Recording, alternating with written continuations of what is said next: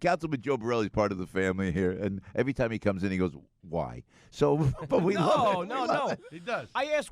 I was listening to Bernie's interview. It was so funny. I'm on the way in. I'm like, oh my God, I hope they don't replace him with some boring guest. And then I'm the boring guest. I'm the boring guest. By the way, to put some color for the listeners out there who aren't watching on the live stream, if you have coronavirus or think you do, you want to be near Joe Piscopo. Yeah. Because he is sitting behind a wall of disinfectant.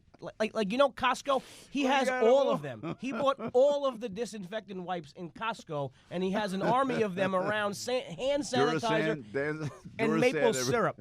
So if you have French toast or pancakes or coronavirus, Joe's got you covered. Joe is councilman in this great city, minority whip of the New York City Council. I think of future, whatever he wants to be, he can be mayor, governor, congressman, whatever he wants to be. He's that talented. Love you. When you go on Fox, you go on Fox early. I usually do the show here, and then I run over there. You are on early. It's late the way I party, Joe. You know? You just stay up like that? No. I wake up and I go back to sleep. And then I saw, look at that full head of hair now. Is it growing in, or is the topic? And please, we're being very frank. No comment, Joe. I don't reveal my secrets, but I do have I saw some you topics. the other day on Fox. Frankie Five Boroughs, verify, please. Remember that? I said That's right. Joe was great. He's always your takes are always brilliant, and you're right on the money on the air. Well, but I said the hair was so full. I mean, that's the thing. I had a good hairline that day. I know I did. It was solid. In fact, we go to the same hair person at Fox, and you know who she is. And she says, we great. both use the same product. Just different color. You have a different color than I do. You know what? Except I used the wrong color the last time I was there, and it was so funny. I got nailed on Twitter. They said, Joe, what's the shoe polish? What's the shoe polish? All right. Oh, you got to do it. goodness. Hey, so what happened? What happened with this parade in Staten Island? You wore the gay pride thing, and you got in trouble for that? It's insane. Look, the Pride Center. First, let's start here. It's everyone's right to have a permit and have a parade, and you can invite whoever you want, and you could disinvite whoever you want. It doesn't make it right, and it doesn't mean you won't be fundamentally embarrassed by the entire community around you as you shout out at children wearing, a rainbow button, or you shout out kids in a marching band. Forget me, right? I'm a grown man, and honestly, to be honest, if the police weren't around, I might have put the guy on his back. But whoa, because he came at you that hard? Yeah, forget me for a second. These people are shouting at children, banning the school marching bands because they had a little rainbow sticker. It's a shame. But in all honesty, a lot of politicians decided to boycott and not do it the way that they're treating this group called the Pride Center. The Pride Center is a nonprofit organization. They have some after-school centers. They have in-school bullying programs. By the way, justified the need for them because I have this guy yelling at me that the gays shouldn't march, right? So bullying you just justified the need for these type of programs. But I didn't want the people that I deal with to think I was marching against them. So I put a little pin on it. Joe, you have like the Hannity-sized American flag pin.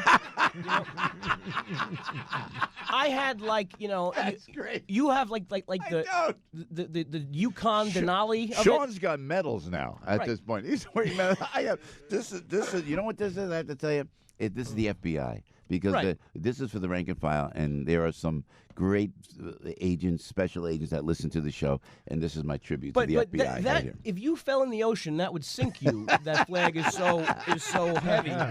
I had like the mini version, the little rainbow flag. Okay, you know what? This way, my friends who run the Pride Center, and they are my friends, and they're wonderful people. This way, they know at least a little sign I'm supporting them. Yeah. But the gay Gestapo was out there before the parade, doing uniform inspections. I'm not kidding. They banned the marching bands. They banned the marching bands because they had a sticker. They banned the marching band. They did the kids. So they saw my mini pin, and they started shouting at me. By the way, in all the newspaper accounts, I was the victim. I'm not going to lie. I can't lie to Joe Piscopo, right? It might have been a little two-sided shouting going. I might have told them where to go a little bit. But, I mean, give me a break. This is a pin you wouldn't have seen from the sidewalk if you strained your eyes. And, unfortunately, they did this and there was the Staten Island Advances live broadcast happening right behind us. So it's just silly. I mean, now it's on all the newspapers. Now it's on the New York Post. It was in the Washington Post. I mean, and they just look silly, Joe. They look silly. And Miss Staten Island, was it they bumped her too? They bumped her. And this is the funny part. So they bumped. She came out as bisexual, right? And did she do it to make a stink? You know what? She did. But they told her car was unsafe and she couldn't go in the parade. They told her car. So, in typical small-town parade, the beauty queen's on the back of the convertible doing the wave, the whole thing.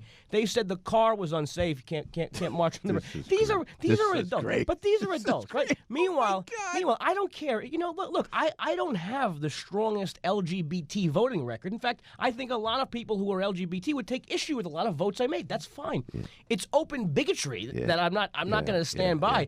I mean, just to make up the rules so this group can't participate. All they want to do, Joe, all they want to do, they march in all the other St. Patrick's Day parades, by the way. All they want to do is have a little banner that says Staten Island Pride Center. Yeah. If you can't handle that, I can't help you. Yeah. Like, you're beyond my scope of, good for you, Joe. Of psychoanalysis that I can help you. You're such a great guy. Hey, Super Tuesday, Joe Borelli, before we let you go, Super Tuesday, how do you think it's playing on? I can't get a read on Bloomberg. Oh, Bloomberg's going to flop. I tweeted this out earlier, Joe Borelli, NYC. The Bloomberg campaign's like Shenyun. You see the ads everywhere, but is anybody turning out for this thing? Is anybody going to show up? What we're going to see today, I think it's going to be the Biden show, meeting second place. And he'll win a couple of states. He'll win about 3 or 4 states. But I think Bernie Sanders, this might be the day where he gets past that momentum.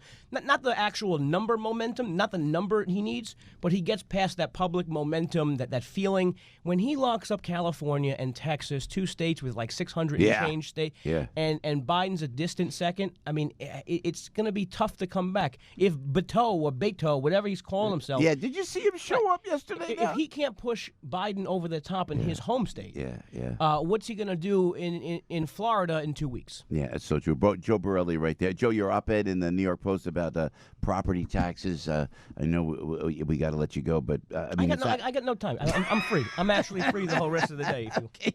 You can, Joe. You're welcome to stay. It's out of hand Jersey and New York. What are we going to do with property taxes? No, I look at you guys as the golden goose, as a Staten Islander. I'm paying $8,500 now in property taxes, plus the city's 3.7% income tax. I look at you, fancy pants Jersey people, even though it's a high-tax state. I look at you as the land of milk and honey sometimes. But that's how crazy New York has become. My colleague, a Democrat, reasonable, good guy, Democrat, we want the mayor to freeze the property tax assessments.